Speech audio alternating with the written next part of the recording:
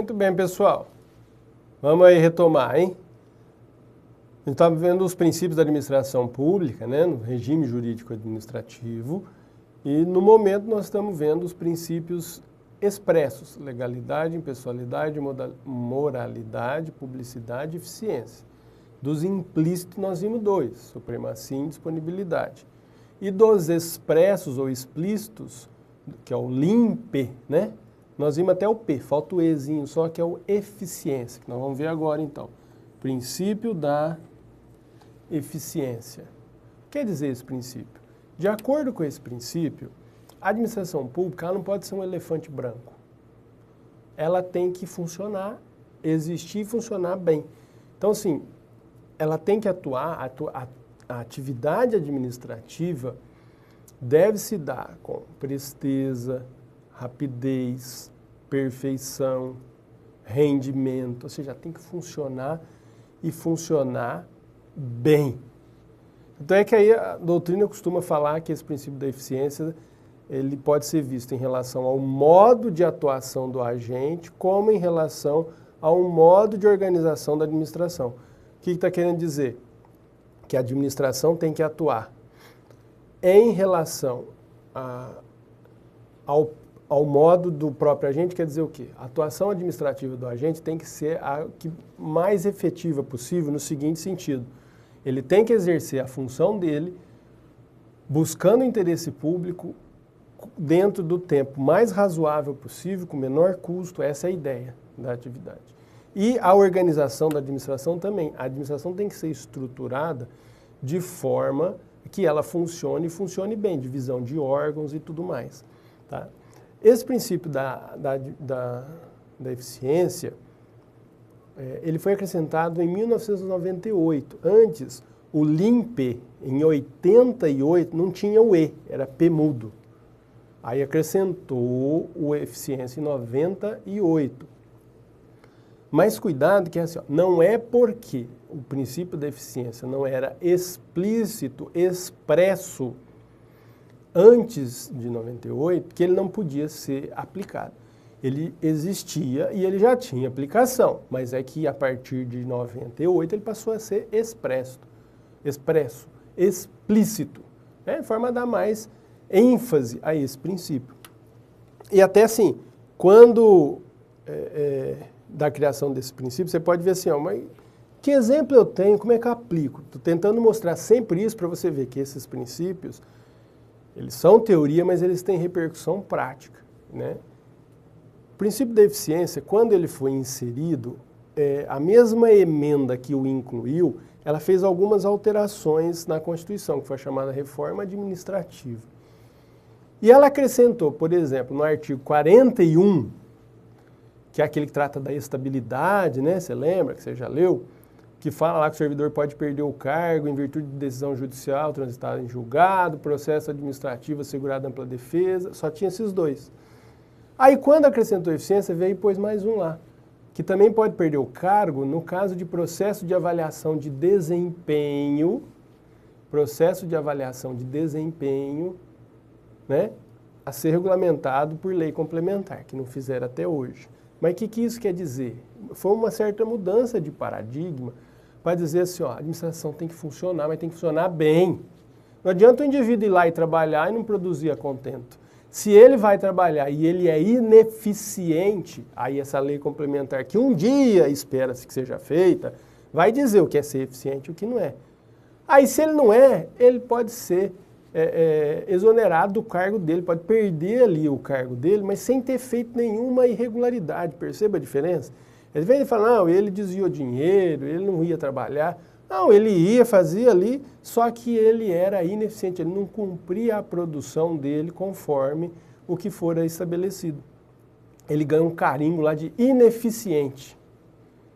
Viola o princípio da eficiência. Essa é a ideia, então, é um exemplo de aplicação, que é esse processo de avaliação de desempenho, no 41, inciso 3 lá.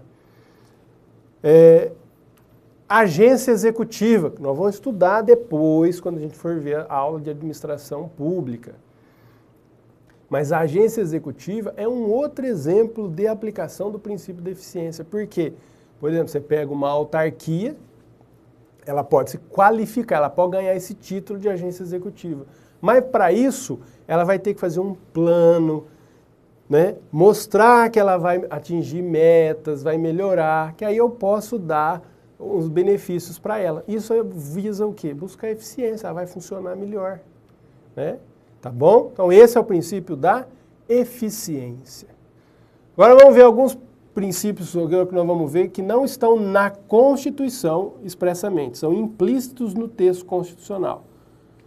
Continuidade do serviço público. O próprio nome diz. O que é continuidade do serviço público? Serviço público não pode parar.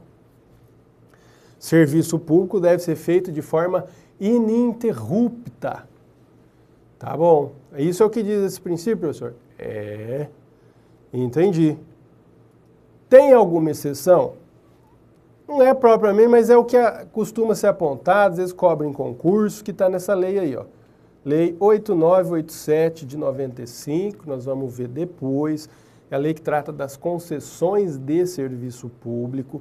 E aí, de acordo com essa lei, lá prevê que o concessionário, então a empresa, por exemplo, que presta serviço de energia elétrica, que por razões de ordem técnica ou de segurança e também por inadimplemento, o serviço pode ter uma suspensão ali, mas que isso não considera uma interrupção que viola o princípio da continuidade. Então, assim, precisa arrumar a rede, deu problema. Eles têm que avisar, comunica lá, ó, nós vamos cortar a energia tal dia, tal hora, por tantas horas. E isso não é considerado, mas parou o serviço, a lei diz que não viola o princípio porque é um motivo técnico ou, por exemplo, força maior, quando acontece uma tempestade, acaba a energia. E inadimplemento, quem não paga, corta lá, não é? Só que lembra isso, inadimplemento aí é um tema polêmico, que gera discussão, por conta de, depende de quem corta, você pode cortar, mas a regra é que assim, não pagou, vai cortar. Isso não considera, de acordo com a lei 8987, você pode querer discutir, mas para concurso, de acordo com essa lei, isso não viola a continuidade. Exemplo de aplicação desse princípio, por exemplo, greve de servidor. Como assim, professor? Nós temos que confrontar uma coisa. Servidor público tem direito à greve? Tem nos termos lá de lei, que também não existe até hoje, mas tem direito à greve? Tem. Mas tem a continuidade do serviço público, como é que faz? Tem que conciliar os dois. Ao mesmo tempo que eu não posso parar todo o serviço público, o funcionário vai ter que ter direito à greve. Então, por isso que você vê que no serviço público existe essa de tantos por cento funcionar, o que é emergencial tem um tratamento diferente. Percebe? A ideia é o quê? Vamos conciliar o direito de greve com a continuidade do serviço público. Outro exemplo é essa aqui que nós vamos ver depois, expressão em latim aí, exceptio non ad implete contractus. Fala, vixe, professor, só quer dizer a exceção do contrato não cumprido. Nós vamos estudar em contrato administrativo, mas em resumo, é assim, existe um negócio em direito administrativo que a administração pode, por exemplo, parar de pagar uma contratada dela e essa empresa ter que continuar a prestar o serviço mesmo sem receber lá até 90 dias. É diferente, né? Outro exemplo de aplicação desse princípio da continuidade de serviço público. Suplência e substituto aí. Por isso que existe assim nos órgãos públicos, quem que é o substituto legal daquele? Que se ele não for trabalhar, não pode parar o serviço porque ele não for, tem que ter alguém que faz as vezes dele. Por isso que existe esses institutos nos estatutos de substituição, né? Tá bom? Essa é a continuidade do serviço público. Outro princípio, autotutela. O que é autotutela, princípio da autotutela? O próprio nome diz, o que é se autotutelar? Autocuidar. Então a administração pública, ela própria, olha para si e ela se cuida. De que jeito? Ela vai anular ou revogar os seus atos que foram praticados já, respectivamente, quando tiverem vícios ou não forem mais de interesse público. Então tem um ato que tem vício, a própria administração olha para trás, ouvi ali, foi feito um ato, nós fizemos um ato e esse ato está com vício, anula. Nós fizemos um ato e esse ato não é mais de interesse público, revoga. Então possibilidade dela mexer, dela mesma se olhar, né, tem fundamento no princípio da autotutela.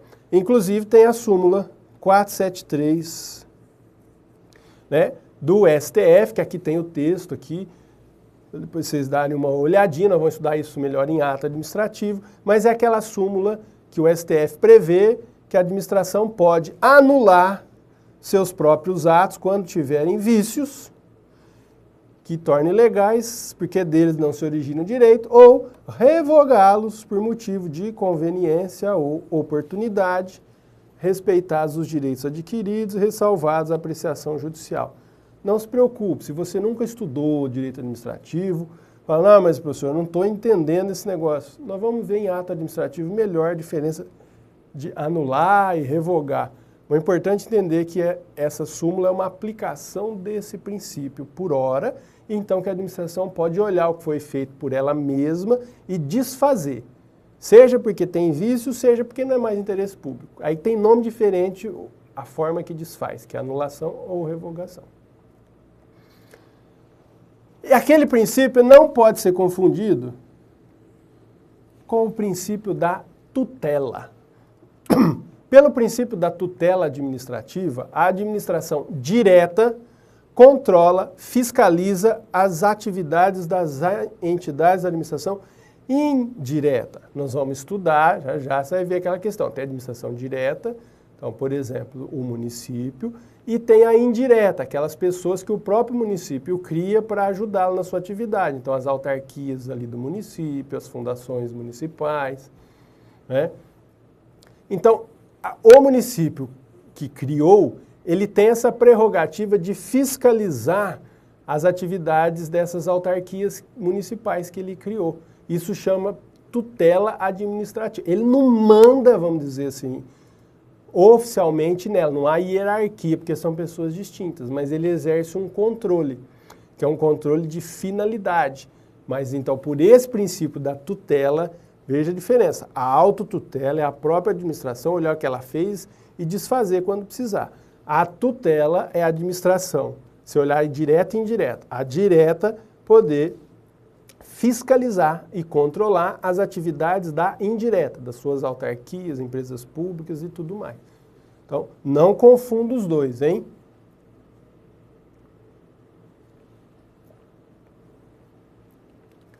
Princípio da especialidade. Pelo princípio da especialidade, a administração tem que o quê? Sempre que for possível, ela deve criar uma entidade específica para fazer uma atividade determinada. Então é por esse princípio que a administração cria as pessoas da administração indireta. Por isso que ela cria uma autarquia para fazer tal coisa, uma empresa pública para fazer a outra coisa, a fundação pública para fazer uma terceira coisa. Perceba? Qual que é a ideia disso? A ideia é o quê? Tem a administração direta, que depois nós vamos ver mais detalhado, mas que é uma pessoa assim, gigante, que tem um monte de órgãos dentro, um monte de divisão. Entende assim, é melhor você especializar. Que jeito de especializar? Cria uma pessoa jurídica, com vida própria e tudo, para fazer só essa parte aqui. Então ela vai mexer só com isso, ela vai se especializar, vai ser muito melhor. Então a ideia é essa da especialidade, de criar uma entidade específica da administração indireta para fazer uma atividade também específica. Autarquias, fundações, beleza? Outro princípio aí, esse aqui tem bastante aplicação, já que é o princípio da presunção de legitimidade. De acordo com esse princípio, a atividade administrativa, os atos administrativos praticados, eles são presumidamente verdadeiros e legais, até que você consiga provar o contrário. Como assim? A administração pública não tem que seguir a legalidade que a gente viu, seguir o direito? Sim. Então, qual que é a presunção? A ficção que se cria. Você tem que seguir sempre o direito. O que isso quer dizer? Que tudo que ela faz está certo. É uma presunção, quer dizer que é uma verdade absoluta. Mas você cria essa... Você espera que seja assim, né? Por isso que é uma presunção, presume-se assim. E por esse princípio, então, tudo que a administração faz, a regra é o quê? que aquilo está de acordo com o direito. É lógico que se não tiver, vai ser anulado depois. Mas para isso vai ter que demonstrar que não está de acordo com o direito. Até que demonstre e se reconheça, aquilo está de boa, está valendo. E qual é a consequência desse princípio? Ele autoriza a realização imediata do ato. Então, se presume que a administração sempre atua de acordo com o direito, ela já pode fazer no ato. Ela não precisa consultar ninguém para saber se aquilo vai ser legal ou não. Ela já manda bala. Outro efeito, até que tem mais repercussão, é que o ato administrativo produzido, ele vai fazer efeito até que ele seja extinto. Exemplo, o fiscal vai lá e interdita o açougue. Beleza, mas o fiscal interditou porque ele pediu dinheiro e o dono do açougue não quis dar. Imagina uma situação assim. Mas ele interditou. Disse que aconteceu isso e aquilo. Tá bom. Presume-se que o ato seja legítimo, não presume? Presume. Até que o dono consegue demonstrar. Tá aqui, ó. Eu filmei, eu tenho a prova, ele interditou porque eu não queria dar o dinheiro. Aí você quebra a presunção. Mas a ideia é assim, aquele dono do açougue não pode, no dia que o fiscal interditou, ele fala, ele é um safado, um interditor, eu já vou arrancar esse lacre aqui e vou voltar a funcionar por conta própria. Não pode. Mas por que não pode? Por conta desse princípio. Porque por esse princípio da presunção de legitimidade, o ato presume-se que ele seja verdadeiro, que ele seja legal, esteja de acordo com o direito. Então, até que alguém, que a própria administração lá com base na autotutela vem e diga, ó, foi feito, mas está errado, nós estamos desfazendo, ou até a própria justiça, o juiz no exercício da função jurisdicional, anule o ato praticado. Até que alguém fale, não, ele não vale mais, até esse dia que alguém fala, ele não vale mais, ele continua valendo. Tudo bem? Esse é o efeito desse princípio da presunção de legitimidade. Agora vem o princípio da razoabilidade.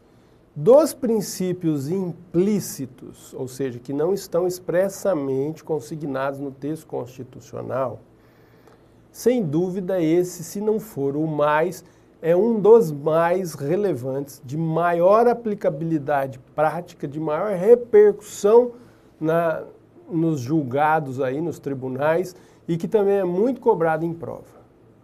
Primeiro, quando você for estudar no estranho, tem autor que chama princípio da razoabilidade e proporcionalidade.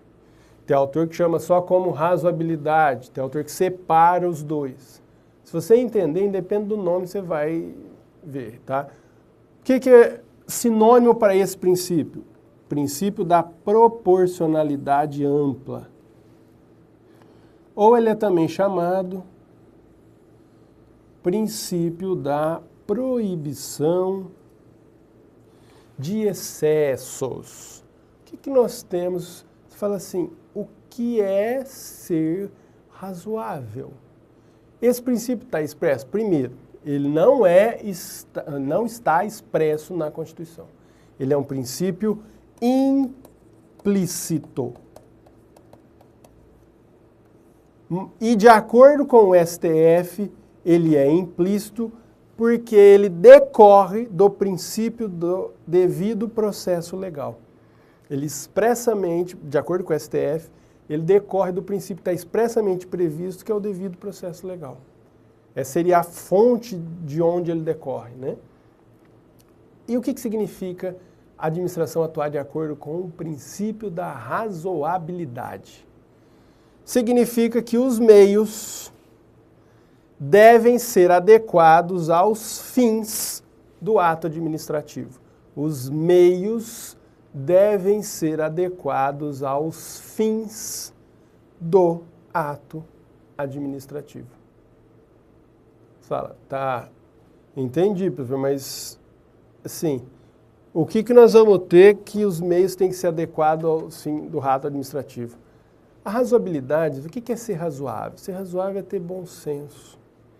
Ser razoável é a administração atuar sem excessos. É a administração atuar naquilo que se espera que o administrador tomasse a providência. Atuar dentro do esperado. Essa é a ideia da razoabilidade. E nós vamos ver que ele tem requisitos mais detalhados já já. Mas já adiantando assim, tá bom, mas eu uso esse princípio para quê? Ele vem sendo muito usado em duas situações.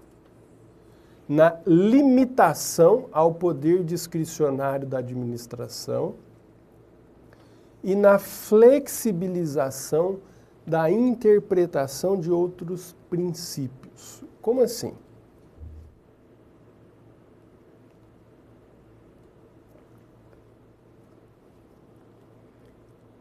Poder discricionário, nós vamos ver depois melhor, mas a ideia é o seguinte: existem casos em que o administrador tem a possibilidade de escolher, diante do caso concreto, qual providência tomar, qual providência adotar. A lei deixa para ele essa possibilidade de escolha, dele ver se é conveniente, se é oportuno fazer ou não fazer, ou fazer isso ou fazer aquilo. Essa é a ideia da discricionariedade. Só que a discricionariedade ela é vista em muitos casos como uma forma da administração atuar sem limites, em alguns casos. Então cresceu-se na jurisprudência o uso da razoabilidade como um freio para essa possibilidade de escolha do administrador. Dele poder escolher, mas escolher de acordo com o bom senso. Né? Então, assim, um exemplo só para o servidor, nós vamos ver no Estatuto da Lei, na Lei 812, depois, que uma das penas que podem ser aplicadas ao servidor é a pena de suspensão. Ele não vai trabalhar, também não recebe. A pena de suspensão, ela pode, pela lei, chegar até 90 dias. Mas não existe assim, ó, é um dia para tais infrações, 5 dias, tais 10, tais 30. A lei não detalha, ela só fala, suspensão é até 90 e tem os casos lá que cabe suspensão, tá? Então, assim, quando apura num processo administrativo, que o indivíduo cometeu um ato e tal, o administrador não tem escolha, assim, eu vou aplicar a pena ou não vou. Ele tem que aplicar, se ficou demonstrado, né? Aí não existe discricionariedade. Mas se a pena for, por exemplo, a de suspensão, aí já existe uma certa discricionariedade, não quanto à aplicação da pena, mas sim quanto ao quanto da pena. Quanto de pena que eu vou dar para ele? Então você imagina que ele fez lá um ato e aí eles aplicaram uma suspensão para ele, é 90 dias. E aí se verifica que foi um ato, mas ele não foi praticado de forma tão grave assim. Se ele tivesse feito isso 3 vezes pior, qual seria a pena? É suspensão de 90 dias também. Percebe? Então o administrador falou, mas aí não houve uma certa razoabilidade aí, então eu não vou poder aceitar. Então há um limite, verificar, assim, há um controle dessa escolha do que era conveniente e o que era oportuno. O segundo aspecto que vem sendo usado mais é o da flexibilização da interpretação de outros princípios. Como assim? Eu uso o princípio da razoabilidade na ajuda para interpretar outros princípios constitucionais. Por exemplo, o princípio da isonomia, nós vamos ver em concursos públicos. Mas veja uns exemplos aí para você ver. Teve esse caso no STJ, em que ele entendeu que a empresa, o licitante, ele tinha sido desclassificado porque ele não assinou as propostas no lugar certinho lá. Falou, mas não tem o princípio da formalidade, do procedimento formal na licitação, mas falou, mas isso não pode ser ferro e fogo. Que é isso que se entendeu, você flexibiliza essa interpretação, fala, não é razoável você escolher a empresa porque ela não assinou aqui, assinou do lado, 3 centímetros do lado. Isso que foi analisado nesse mandado de segurança, então o STF considerou indevida a desclassificação da empresa. Outro exemplo, o STJ naquele caso, agora o STF também considerou que um edital de licitação que prevê que o tempo de serviço público vale mais que títulos de pós-graduação em provas de título que está errado. Como assim, professor? Tem concurso que é de provas, tem concurso que é de provas e títulos. Então, alguns títulos somam também, aí você soma aquilo com a nota para melhorar a classificação. Que tipo de título? Então, normalmente é isso, o indivíduo tem mestrado, especialização, doutorado, e tempo de serviço público pode valer como título também, dependendo, isso é usado às vezes em concurso de cartório. Só que o STF falou que não é razoável que o tempo de serviço público, o fato dele ter trabalhado mais tempo, valha mais do que títulos de pós-graduação, que ele buscou se aperfeiçoar e tal. Falou, não é razoável. E o exemplo, assim, que eu considero, assim, o mais que mostra isso aí, do que é a razoabilidade, ocorreu até em Pernambuco, tem um concurso para soldado do Estado, soldado da Polícia Militar, e que no edital previa lá que o indivíduo ia ser considerado incapaz para assumir o cargo se ele não tivesse um número mínimo de dentes naturais na boca ou se ele tivesse dente cariado com lesão de classe 2 e 3 e dente com obturação provisória em número maior que 2. Veja o absurdo. Fala assim, ó, prestando concurso, eu quero ser soldado da PM, tá bom. Ei, mas você não pode não, você tem cara, ó, tá obturado aí, ó, com provisório, você não terminou de arrumar. Ah, você fez implante, vixe. Você não tem tantos dentes na boca, tá faltando uns 3 dentes lá no fundo. Que isso vai interferir no exercício da atividade policial, concorda? Como diz a minha amiga Irene Nohara, aí, a autora, né, conceituada de administrativo, fala, se fosse concurso para guarda real, lá os dragões da real, que fica na frente do palácio, lá, né, em Brasília, que eles ficam assim, né, igual diz ela, até brincando, parecendo uns paquitos, tal, tem que se quiser sorrir é diferente, né? Não tem razoabilidade. Então a razoabilidade é nisso, olha lá, mas é uma discriminação que está sendo feita no edital? Sim. Essa discriminação é válida? Não. Por quê? Porque viola a razoabilidade. Mas poderia ter alguma discriminação que seja aceita? Você pode, se ela for razoável. O que é esse razoável? Se for compatível com o exercício do cargo, nesse caso de concursos públicos, né? Então não pode. Eu também em São Paulo teve um recente em que se exigia das candidatas que apresentassem lá um determinado exame ginecológico, que só quem não era virgem que poderia apresentar. Então, quem era virgem não poderia apresentar, por exemplo, né? Aí, uma coisa que viola ali, que falou, mas e aí? Então, se a moça é virgem, não pode apresentar o concurso, porque ela não pode apresentar o documento? É lógico que tem exceções, mas são esse tipo de exigência. Mesma coisa, falar, eu quero prestar concurso para técnico do judiciário, tá? Qual que é a razoabilidade de, por exemplo, você exigir, ó, você tem que ter no mínimo 1,80 m de altura, né? Tantos quilos, que isso vai interferir na tua função? Perceba, não é razoável. Essa é a ideia da razoabilidade, ele está sendo usado muito nessa interpretação de outros princípios, tá? E a doutrina costuma apontar 3 requisitos, 3 exemplos aí, 3 formas de se identificar. Como que eu identifico a razoabilidade? Exigibilidade, utilidade e proporcionalidade. Exigibilidade ou necessidade, utilidade ou adequação e proporcionalidade. Tá bom. Como assim? O que é ser exigível ou necessário, professor? Necessário é aquela medida, ela era necessária ser tomada, ou seja, foi uma medida que ela deveria ter sido adotada. Útil ou adequada, que é o segundo requisito, é você falar assim, não, aquela medida ela foi útil, ela foi adequada. E proporcionalidade, né, aqui em sentido estrito. Aquela medida foi proporcional, ou seja, a conduta tomada foi proporcional ali aos danos causados. Tem que ter esses 3. Exemplifica. O Lineu Silva, de novo, vai lá, visita o hipermercado, eu brinco, né, com os alunos, aí ele encontra lá o pacotinho de macarrão instantâneo da Mônica vencido. numa das prateleiras. Fala, ah, tá vencido! Fecha, lacra-se tudo, tá fechado.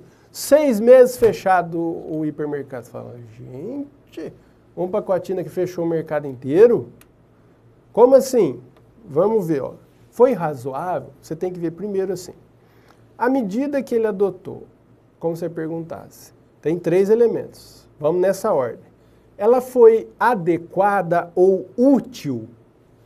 Bom, adequada no sentido de ser útil ela foi, porque se apreendeu a mercadoria estragada, se interditou o lugar, ninguém vai comprar o que estava estragado. Útil até foi.